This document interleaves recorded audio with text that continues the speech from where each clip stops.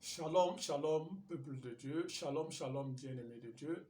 Demeurez bénis dans le puissant et glorieux nom de notre Seigneur Jésus-Christ. Soyez la bienvenue à cette nouvelle chaîne appelée Robot, Dr. Israël Eli Robot. Bien-aimé de Dieu, toi qui me suis, j'aimerais te donner ce passage de Josué chapitre 1 au verset 8. Que ce livre de la loi ne s'éloigne point de ta bouche. Médite le jour et nuit pour agir fidèlement selon tout ce qui est écrit. Car c'est alors que tu auras du succès dans tes entreprises, c'est alors que tu réussiras. Je viens de te livrer le secret de ta réussite. Oui, le livre de la loi ne doit point s'éloigner de ta bouche. La Bible nous dit médite le jour et nuit. Bien-aimé de Dieu, c'est l'heure à laquelle nous rencontrons afin de lire ensemble la Bible, afin de parcourir les Saintes Écritures.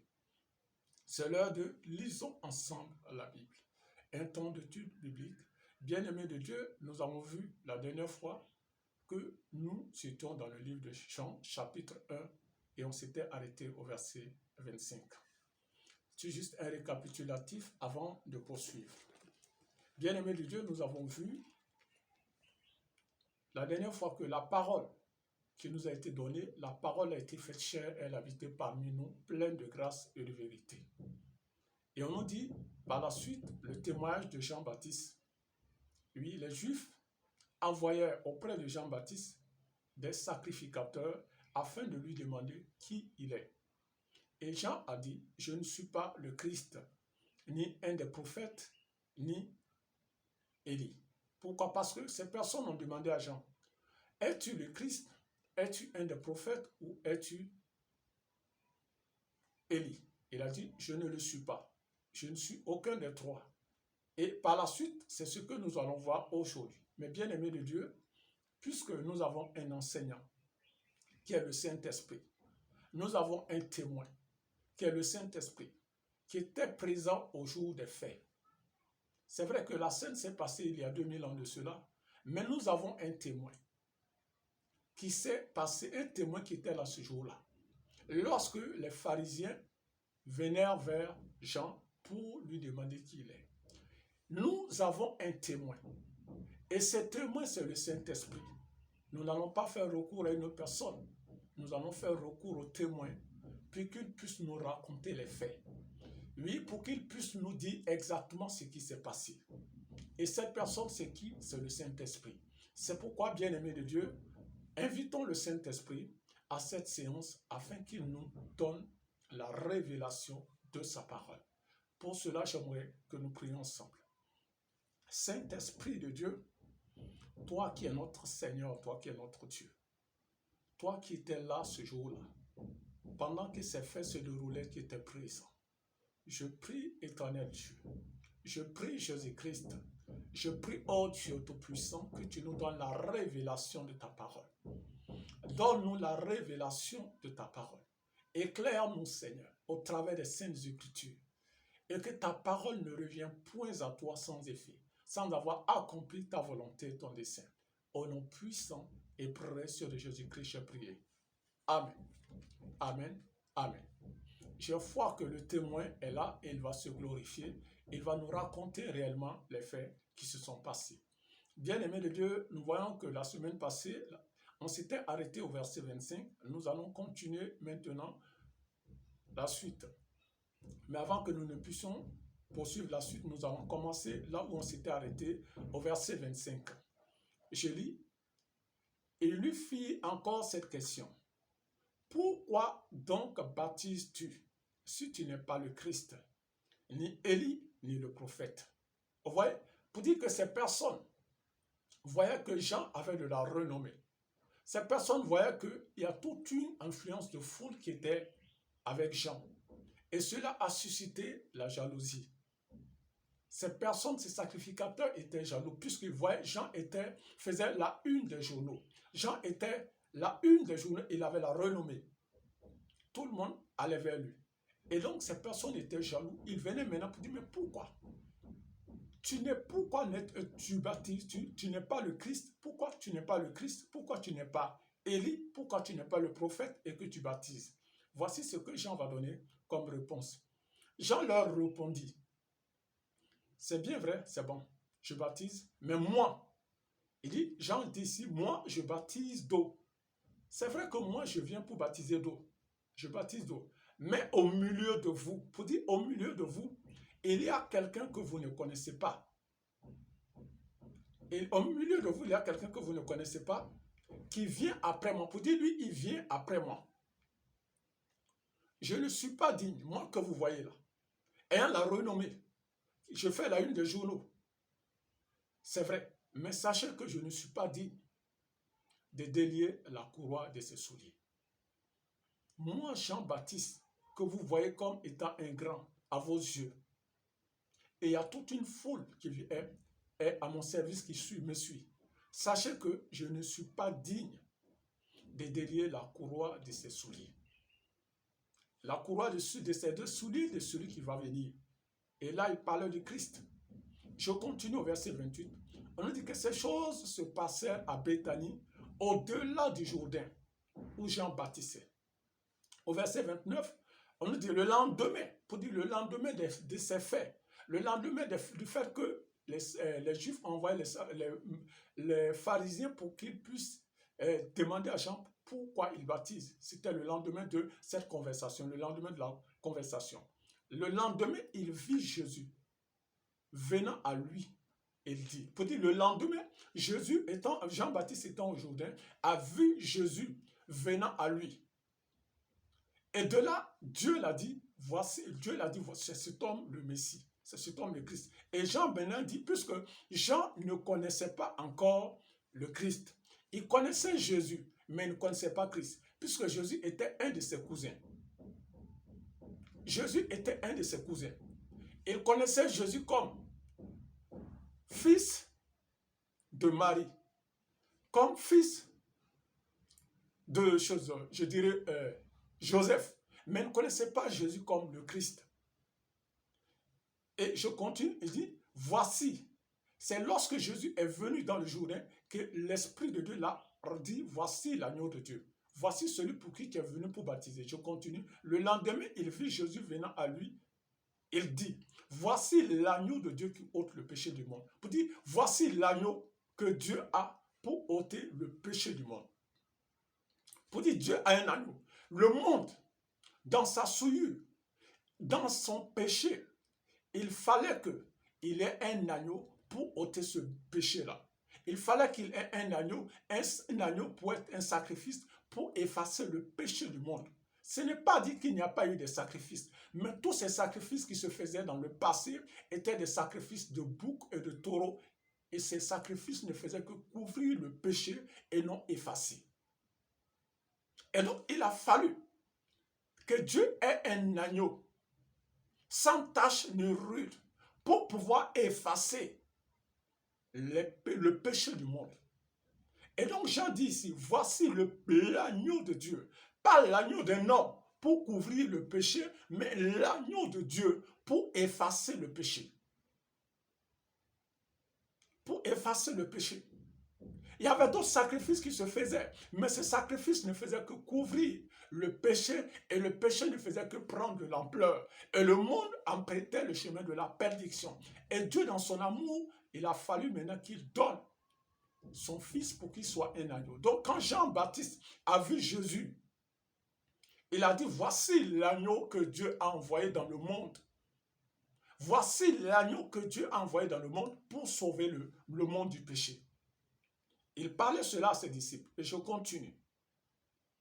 C'est lui dont j'ai dit. Jean continue sa conversation avec ses disciples, avec ceux qui étaient avec lui, puisqu'il y avait la foule aussi. Il y avait ses disciples et il y avait la foule aussi avec lui. Ils étaient au Jourdain. Il dit, Jean-Baptiste dit ici, c'est celui dont j'ai dit. Puis c'est celui dont j'ai dit, après moi vient un homme qui m'a précédé. Nous voyons, on avait déjà vu ce verset-là. Pour dire, Jean avait déjà dit ça. Il dit, après moi vient un homme qui m'a précédé. Car il était avant moi. Pour dire, après moi vient un homme qui m'a précédé. Un homme qui était déjà là avant que je ne sois. Et car il vient après moi. Je continue. Parce que Jésus était la parole. Il était avant la venue même de Joseph. Excusez-moi, il était avant la venue même de Jean-Baptiste. Il était avant la venue même de Jean-Baptiste. Il était là présent au travers des prophètes, de ce que disait le prophète, puisque Jésus est la parole qui a été faite chair. Donc il était là avant tout. Et je continue. Il dit, je ne le connaissais pas. Jean-Baptiste dit ici, moi je ne le connaissais pas. Et c'est vrai. Pour dire, Jean ici connaissait Jésus, mais ne connaissait pas le Christ. Il connaissait Jésus comme fils de Marie. Il connaissait Jésus comme fils de Joseph, mais ne connaissait pas réellement le Christ. Il connaissait Jésus comme un de ses cousins. Il connaissait Jésus comme un des habitants de Nazareth, mais ne connaissait pas Jésus comme le Christ. Et je continue. Je ne le connaissais pas. C'est pourquoi il dit il ne connaissait pas qui. Il n'a pas dit qu'il ne connaissait pas Jésus. Mais je ne connaissais pas le Christ. Jean dit ici qu'il ne connaissait pas qui est le Christ. Et dit, mais c'est enfin qu'il fut manifesté à Israël. Mais c'est enfin qu'il fut manifesté à Israël que je suis venu baptiser d'eau. Mais c'est enfin qu'il fut manifesté à Israël. C'est pourquoi je suis venu baptiser d'eau. Parce que je suis la voix de celui qui crie dans le désert. Pour dire, celui qui crie dans le désert, Jean-Baptiste est la voix. Et je continue. Jean rendit ce témoignage. J'ai vu l'Esprit descendre du ciel comme une colombe et s'arrêter sur lui. Jean-Baptiste dit ici, moi j'ai vu l'Esprit descendre du ciel comme une colombe et s'arrêter sur lui. Et c'est ce que Dieu m'a dit. Il m'a dit, le jour où tu verras le Christ, tu verras une colombe, ce qui prouve que c'est lui réellement le Christ. Tu verras une colombe se poser sur lui et c'est lui le Christ. Puisque si la colombe même n'était pas, s'il n'y avait pas un signe pour Jean-Baptiste, Jean même n'allait pas croire puisque Jésus était son cousin. Mais la preuve est qu'il a vu la colombe se poser sur lui. Il a dit, ah oui, c'est le Christ. Et je continue. Je ne le connaissais pas, mais celui qui m'a envoyé baptiser d'eau, voilà, bon, nous sommes au verset 33. Je ne le connaissais pas, mais celui qui m'a envoyé baptiser d'eau, celui-là m'a dit, celui-ci qui tu verras l'Esprit descendre et s'arrêter, c'est lui qui baptise d'eau. Au verset 34, je continue. Il dit ici, j'ai vu et j'ai rendu témoignage. Pour dire, Jean-Baptiste dit ici que j'ai vu. Il a vu qui? Il a vu le Christ. Il a vu le Messie. Lui qui ne le connaissait pas, il a vu le Messie. Il a vu le Christ. Et il dit maintenant, j'ai rendu témoignage. J'ai rendu témoignage. Pour dire, Jean-Baptiste dit ici qu'il a vu le Christ. Et il vient rendre témoignage. Et ce témoignage, nous voyons la suite. Et nous allons voir la suite le jour à venir. Puisque il y a toute une suite du chapitre 1, nous allons voir la suite à venir. Où Jean-Baptiste était avec ses disciples. Et que Jésus était de passage. Et il a encore dit, voici l'agneau de Dieu. J'aimerais qu'on remonte, nous allons voir. Si nous remontons au verset 35, maintenant au verset 35, je lis, on dit, le lendemain, Jean était encore là, avec 2 de ses disciples. Le lendemain, Jean était encore là, où il était encore au Jourdain, avec 2 de ses disciples. Et ayant regardé Jésus qui passait, il dit, voici l'agneau de Dieu. L'agneau de Dieu. Il dit, voici l'agneau de Dieu. Et ayant dit cela, nous voyons la suite. Il dit, les 2 disciples l'entendirent prononcer ces paroles et ils suivirent Jésus. Les 2 disciples ayant entendu, puisque Jean-Baptiste ici parlait encore à ses disciples, il dit, voici l'agneau de Dieu qui ôte le péché du monde. Et nous voyons que tout premiers disciples. Les tout premiers disciples de Jésus venaient des disciples de Jean-Baptiste. Je dis bien, les tout premiers disciples de Jésus venaient des disciples de Jean-Baptiste. Jean-Baptiste avait plus d'autres disciples. Mais les deux premiers disciples de Jésus venaient de Jean-Baptiste. Et nous allons voir par la suite qui sont ces deux disciples. Je dis bien par la suite, puisque il y a la suite. Le jour à venir, nous allons continuer. Nous allons voir quels sont les deux disciples qui étaient avec Jean le Baptiste et qui ont suivi Jésus. Bien-aimés de Dieu, nous allons nous arrêter là. Je dis bien, nous allons nous arrêter là. Et nous allons passer à la séance de prière. La Bible nous dit, sanctifie-les par ta parole, par ta vérité, ta parole est la vérité. La parole que toi et moi nous avons reçue, elle nous sanctifie. Elle nous purifie. Elle nous justifie. Je viens te dire que la parole est une tour forte pour toi qui as été justifié par le nom de Jésus. Cette parole te rend inébranlable. Je dis bien, cette parole te rend inébranlable. Et cette parole est une tour forte pour toi qui as été justifié. Tu vas maintenant élever la voix et dire merci à Dieu d'avoir reçu cette parole qui t'a purifié, qui t'a lavé, qui t'a justifié. Ensemble, prions. Seigneur notre Dieu, je te rends grâce et je te bénis pour tout ce que tu fais. Merci éternel Dieu pour ta parole qui m'a lavé. Merci Seigneur Jésus-Christ pour ta parole qui m'a purifié. Merci éternel Dieu pour ta parole qui m'a justifié. Oh Seigneur, quelle grâce d'avoir ta parole. Quelle grâce d'avoir reçu ta parole. Quelle grâce d'avoir reçu ta parole en ce jour. Je te bénis, je te glorifie, je te célèbre, je te magnifie. Au nom puissant et précieux de Jésus-Christ. Amen. Amen. Amen. Amen. Bien-aimés de Dieu, comme nous le voyons dans Josué, chapitre 1 au verset 8, où il est dit que ce livre de la loi ne s'éloigne point de ta bouche. Bien-aimé de Dieu, cette parole ne devrait point s'éloigner de ma bouche ni de ta bouche. Parce qu'elle est une tour pour toi, une tour forte pour toi qui a été justifiée.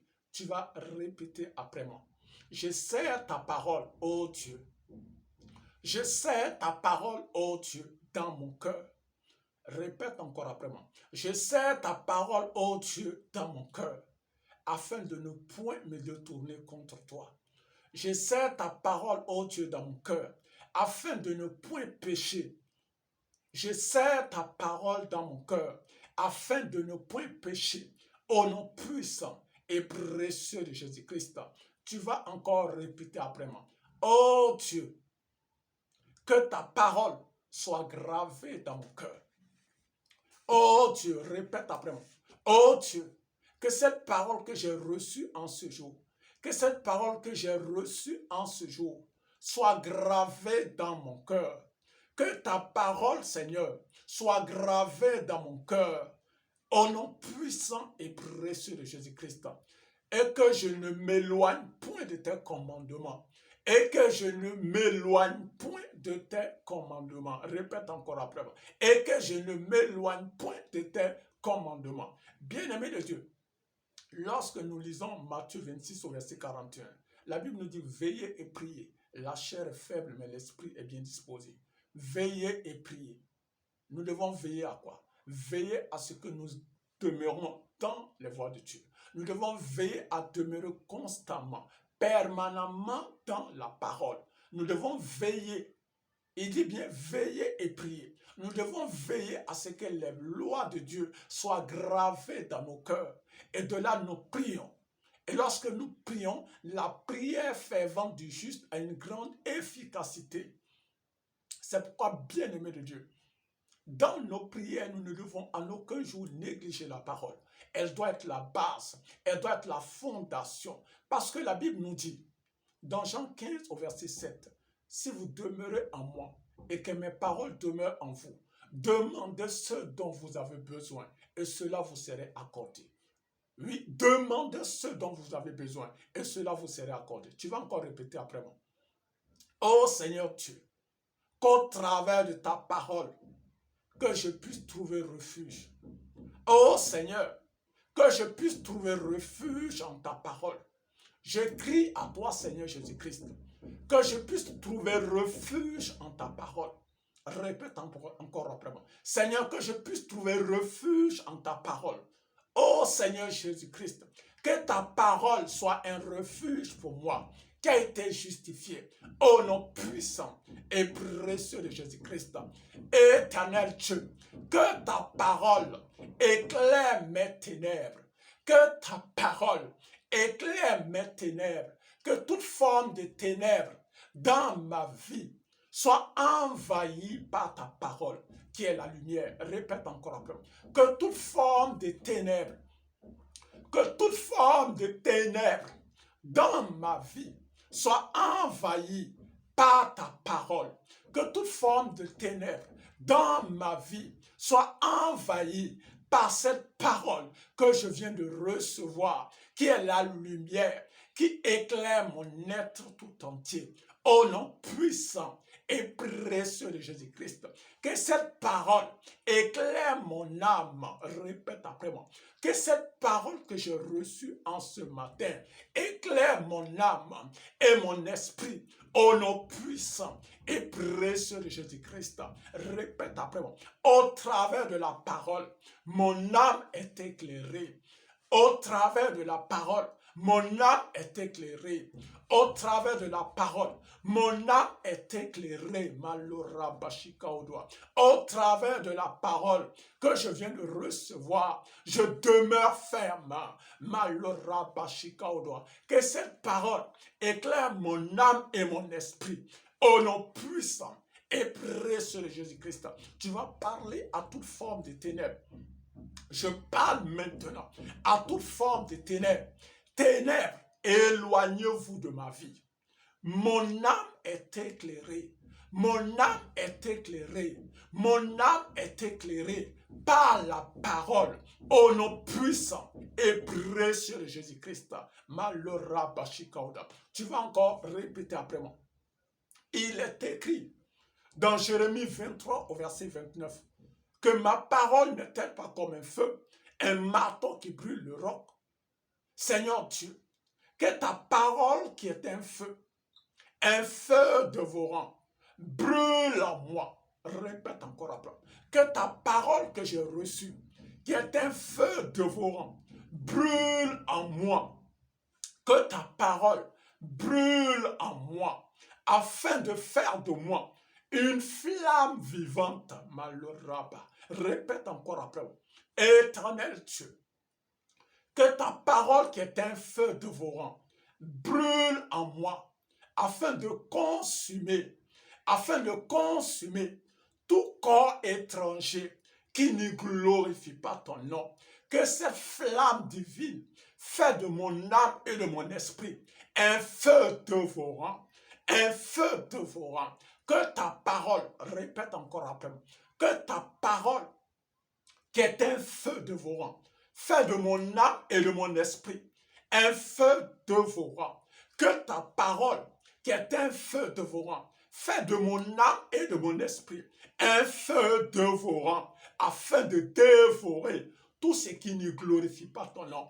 Comme tu l'as dit, Père, dans Hébreux 1, au verset 7, que tu répètes encore après. Comme tu l'as dit, Père, dans Hébreux 1, au verset 7, que tu fais des anges des messagers et de tes serviteurs une flamme de feu.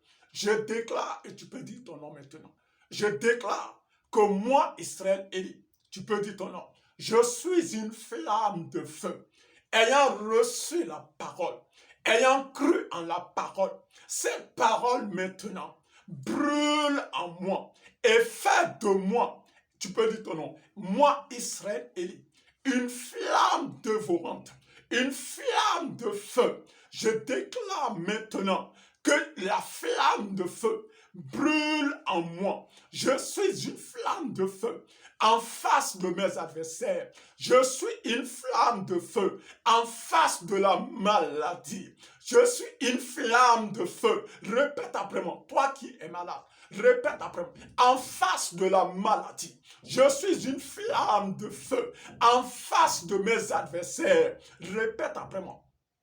En face de mes adversaires, je suis une flamme de feu, un feu dévorant, un feu dévorant, un feu dévorant qui brûle tout sur son passage, qui brûle tout sur son passage, au nom puissant et précieux de Jésus-Christ, au nom puissant et précieux de Jésus-Christ, répète encore après moi, Seigneur mon Dieu, que cette lumière qui resplendit en moi m'amène à demeurer constamment dans tes voies. M'amène à demeurer constamment dans tes voies. Que la lumière de ta parole qui éclaire mon âme et mon esprit me conduit dans de verts pâturages.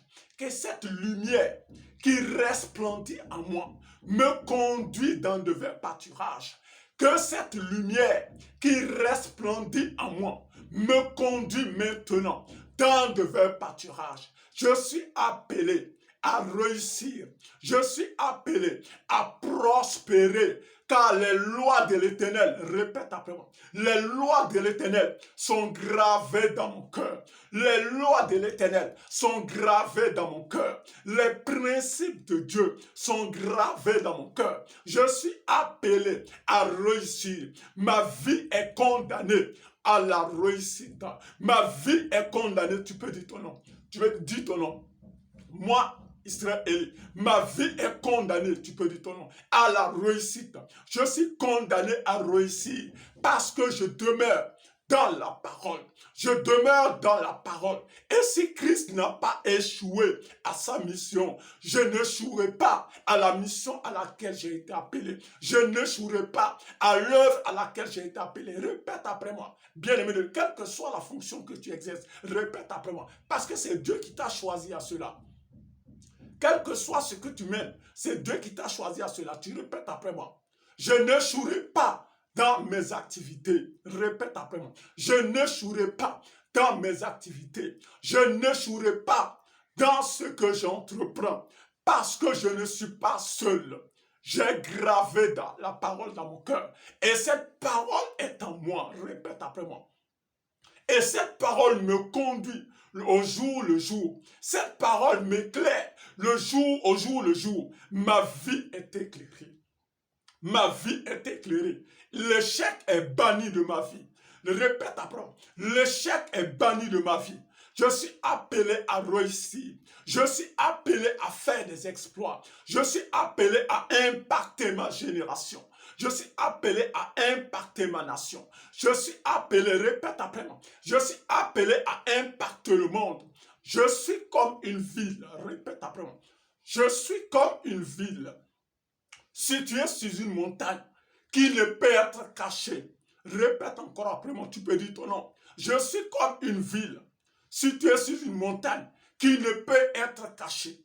Ma vie est éclairée par la parole. Ma vie est éclairée par la parole. Je ne crains aucun mal. Je ne crains aucun mal, car l'Éternel est avec moi. Je ne crains aucun mal, car le roi des rois est avec moi. Répète après moi. 1000 tombent à mon côté et 10 000 à ma droite, et je ne serai pas atteint. Je ne serai pas atteint, parce que je suis la lumière du monde. La lumière de Dieu brille en moi, au nom puissant et précieux de Jésus-Christ. Je suis appelé à faire des exploits, car Christ vit en moi. Au travers de la parole que j'ai reçue en ce jour, Christ vit en moi. Répète après moi. Au travers de la parole que j'ai reçue en ce jour, Christ vit en moi. Le règne de Dieu s'affermit. C'est pourquoi je déclare, répète après moi, que tout autre règne soit chassé de ma vie. Je déclare maintenant que tout autre règne soit chassé de ma vie. Au nom puissant et précieux de Jésus-Christ, que le règne du Saint-Esprit s'affermisse maintenant dans ma vie. Au nom puissant et précieux de Jésus-Christ.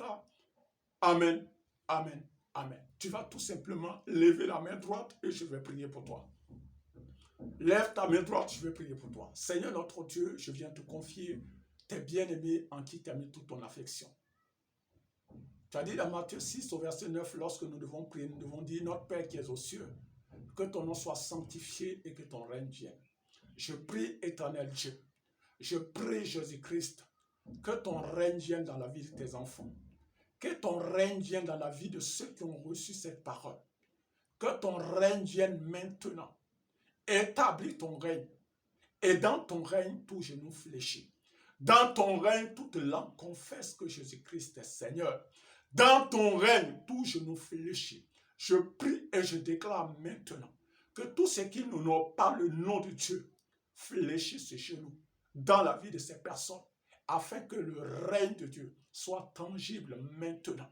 Que tout autre règne soit dissous maintenant au nom de Jésus-Christ. Et que le règne de Dieu soit tangible maintenant. Le règne de Dieu vienne maintenant. Le règne de Dieu vienne maintenant. Le règne de Dieu vienne maintenant. Au nom puissant et glorieux de notre Seigneur Jésus-Christ. Amen. Amen. Amen. Bien-aimé de Dieu, que la faveur, la grâce de Dieu soit le partage de chacun de nous. Et je crois qu'au travers de la parole, Dieu va t'amener au large. Dieu va m'amener au large. Bien-aimé de Dieu, nous nous retrouvons pour la suite les jours à venir. C'était un réel plaisir pour moi de partager ce temps avec vous. N'oubliez pas ce temps de prière avec vous. N'oubliez pas de liker, n'oubliez pas de vous abonner et partagez le lien. Partagez à vos amis si cela vous a plu. Partagez à vos connaissances. Partagez à ceux que vous aimez si cela vous a plu. J'aimerais aussi dire à une personne qui me suit et qui n'a pas encore donné sa vie au Seigneur. S'il est que tu n'as pas encore donné ta vie au Seigneur, bien-aimé de Dieu, j'aimerais que tu lèves tout simplement ta main afin que je puisse prier pour toi.